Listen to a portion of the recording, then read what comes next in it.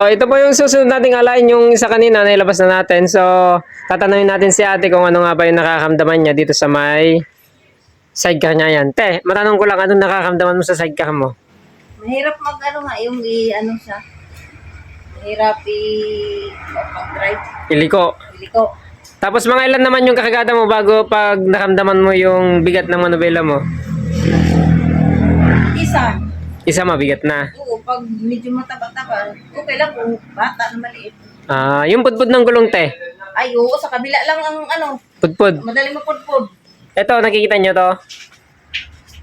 Meron siyang parte kasi dito na tabingi, ayan. Kung napapansin nyo, yan na. Etong parte na to, pudpud na. Etong sa kabila, mayroon natitirang matalim. Ayan.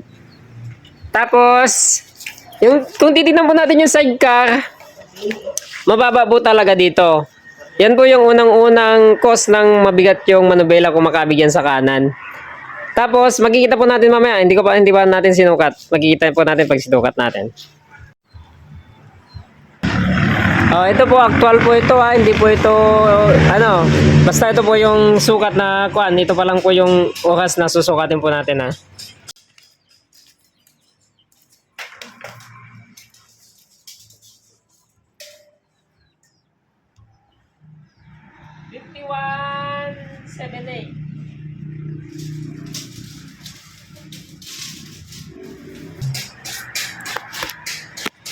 Sa kabila po, kung makikita nyo ay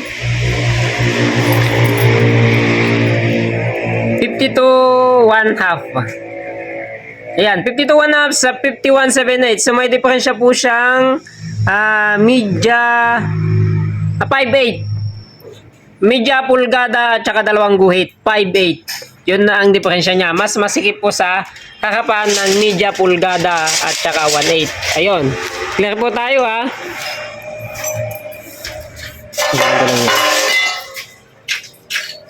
52.5 at saka